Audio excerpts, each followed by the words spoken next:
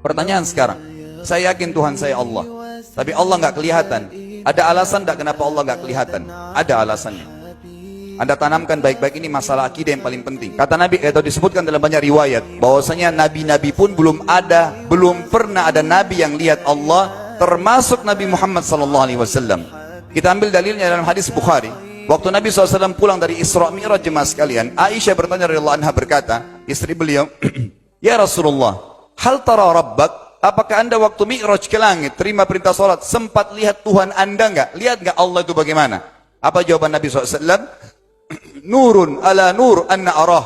Allah itu cahaya, di atas cahaya, terang sekali. Bagaimana saya bisa melihatnya? Artinya Nabi SAW mengatakan, saya sendiri belum pernah lihat bagaimana itu Allah. Contoh sebelumnya Nabi Musa alaihissalam. Nabi Musa waktu menerima wahyu Taurat, itu selama 40 hari, turun Taurat lengkap. Al-Quran 23 tahun baru lengkap. Kalau Taurat 40 hari, nunggu di gunung Tursina. Tursina sebuah wilayah di Mesir sekarang. Itu banyak gunung-gunung batu, ada satu gunung batu yang tinggi, Nabi Musa nunggu di situ. Setiap hari Jibril datang turunin surah, turunin ayat gitu.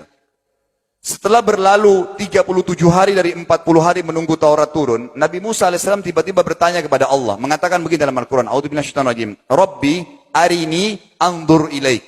Wahai Tuhanku, izinkan aku melihatmu. Aku beriman kau ada ya Allah, tapi aku ingin lihat kau bagaimana. Allah menjawab, tidak mau mengecewakan Nabi Musa, sebagai manusia Allah mengatakan, lan tarani. Perlu anda tahu dalam bahasa Arab jemaah sekalian ada 3 kosakata la, tidak yang berarti tidak. Ada la biasa artinya tidak, ada lam dengan mim, lam artinya tidak pernah, ada lam dengan nun, lan artinya tidak akan pernah. Allah mengatakan apa? Lan tarani, kau tidak akan mampu melihatku hai Musa. Tapi Allah nggak mau kecewain Musa. Ternyata Musa selama 37 hari jemaah sekalian kagum-kagum lihat gunung-gunung batu di situ. Pergantian siang malam, burung-burung yang terbang, air yang mengalir di lereng-lereng gunung. Lalu dia mengatakan, Allah mengatakan apa? Walakin undur ilal jabal, fa in istaqarra makanahu fasawfa tarani. Coba kamu lihat gunung-gunung batu di sekitarmu hai Musa. Kalau mereka bisa menampung kedatanganku, kata Allah, kau akan bisa melihatku. Apa yang terjadi? Allah lanjutkan, falamma tajalla rabbuhu lil jabal. Waktu Allah baru niat mau datang, belum datang, ja'alahu dakka. Semua gunung batu itu hancur lebur, tidak mampu menampung kedatangan Allah. Wa kharra Musa sa'iqa. Lalu Musa pingsan tiba-tiba. Waktu Nabi Musa bangun, langsung ucapkan kalimat, amantu billah. Saya beriman pada Allah. Berarti fakta lapangan, nabi-nabi aja belum pernah lihat Allah. Masih pertanyaan lagi jemaah sekalian, kenapa Allah nggak bisa kelihatan? Saya akan jawab dan tolong ini jadikan sebagai pegangan hidup. Ini landasan akidah kita. Kata para ulama, karena anda kalau sholat, anda mengucapkan satu kalimat yang merupakan jawabannya. Allahu Akbar. Allah Maha Besar. Akbar adalah siga mubalaghah dalam Islam. Sesuatu yang melampaui batas. Maha Besar. Kita terangkan. Kata Nabi SAW, perumpamaan bumi yang kalian tinggali ini dibanding dengan langit pertama di atas kepala kalian ada 7 lapis langit. Allah mengatakan sab'an shidada, 7 lapis langit yang kokoh. Alladzi khalaqa sab'a samawatin tibaqa, yang menciptakan langit tibaqa bersusun 1 2 3 4 5 6 7. Allah di atas langit ke-7. Kata Nabi SAW, perumpamaan bumi yang kalian tinggalin dibanding dengan langit pertama di atas kepala kalian, ibaratnya seperti cincin yang dibuang di padang pasir. Jadi kita tidak akan pernah bisa melihat ujungnya langit karena kita sangat kecil, dan ini terbukti secara fakta. Apakah anda sudah tahu bahwasanya miliaran bintang-bintang yang ada di atas kepala anda yang jaraknya sekian miliar tahun dari bumi dan sekian miliar tahun lebih besar daripada bumi, sekian miliar kali lebih besar daripada bumi, itu semua berada di bawah langit pertama. Manusia tidak akan pernah bisa memegang langit ini dengan telapak tangannya karena dari sini saja ke Pluto jaraknya 270 tahun. Nggak bakal bisa ada astronot dikirim kena mati di tengah jalan. Jaraknya jauh sekali bintang-bintang dan semua berada di bawah langit pertama.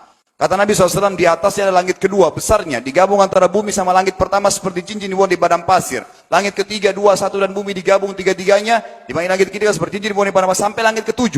5, 6, 4, 3, 2, 1 dan bumi, 7 digabung, dibanding langit ke-7 seperti cincin dibuang di padang pasir. Dan langit yang luas ini jemaah sekalian dipenuhi dengan makhluk Allah yang lain namanya malaikat. Dalam hadis Bukhari kata Nabi SAW, waktu saya sedang dimi'rajkan ke langit, tidak ada 4 jari pun ukuran di langit yang luas itu, kecuali saya temukan malaikat yang sedang ruku atau sujud, penuh dengan jumlah mereka. Anda tahu malaikat itu ada namanya nama kelompok, seperti Rakib, Atid itu kelompok, di bawah Rakib banyak miliaran malaikat, di bawah Atid miliaran malaikat. Sama dengan Mungkar Nakir, ada memang nama kelompok. Makanya kalau manusia 5 miliar, rakib atidnya 10 miliar. Rakib atidnya 10 miliar. Lalu kata Nabi SAW, di atas langit ketujuh ada Sidratil Muntaha. Besarnya digabung antara 7 lapis langit dan bumi. 8 hanya seperti cincin di bawah di padang pasir. Di atas Sidratil Muntaha ada sebuah lautan yang Allah ciptakan. Lautan itu besarnya digabung antara Sidratil Muntaha, 7 lapis langit dan bumi. 8, 9-9-nya seperti cincin dibuang di padang pasir. Makanya kalau anda baca Quran, anda baca ayat wa kana arsyu alal ma, singgasana Allah di atas air. Ini maknanya. Air adalah ada lautan. Lalu kata Nabi SAW, arsy-nya Allah di atas lautan itu singgasananya Allah. Besarnya digabung antara lautan, Sidratul Muntaha, 7 lapis langit dan bumi. 10-10-nya hanya seperti cincin dibuang di padang pasir. Anda sudah hafal ayat kursi? Apa artinya? Ayat tanda-tanda kebesaran Allah. Kursi itu artinya bukan tempat duduk, tapi tempat pijakan kaki raja di singgasana. Kalau raja ingin naik singgasananya di pijakan kaki, itu namanya kursi. Kita baca apa? Wasi'a kursiyuhu as-samawati wal ard. Pijakan kakinya Allah saja sudah menutupi seluruh langit dan bumi ini.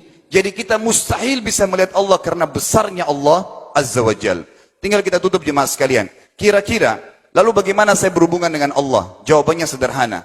Anda lingkari namanya Allah, ini Tuhan kita. Yang menyembah selain Allah kafir, yang mempartisipasikan Allah dengan makhluknya, masih sembah berhala, kuburan, jimat, namanya syirik. Dua-dua nggak boleh.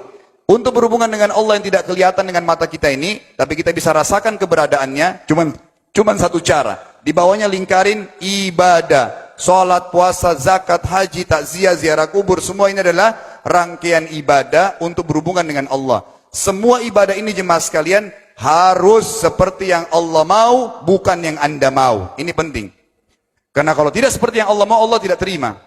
Bagaimana caranya supaya bisa seperti yang Allah mau? Ikuti buku pedomannya. Ada Al-Quran, ada Sunnah.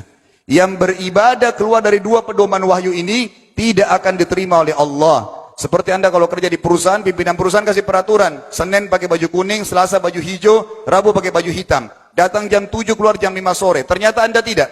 Hari Senin Anda pakai baju yang hari Rabu. Datangnya jam 9, keluar jam 2 siang. Dikeluarkan oleh pimpinan atasannya. Itu baru peraturan manusia.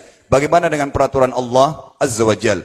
Maka kita simpulkan semua jemaah sekalian adalah, yakinlah Tuhan Anda Allah ada, satu-satunya Tuhan. Kalau Anda sedang sakit, yang ciptakan Anda Allah, yang ciptakan penyakit Allah, yang menciptakan kesembuhannya Allah. Kalau kita sedang musibah sama, kalau kita sudah senang juga sama. Semoga Allah SWT menjadikan kita orang-orang yang senantiasa beriman padanya, dan juga selalu bertumbuh dalam keimanan tersebut, serta mengikuti syariat dan hukumnya.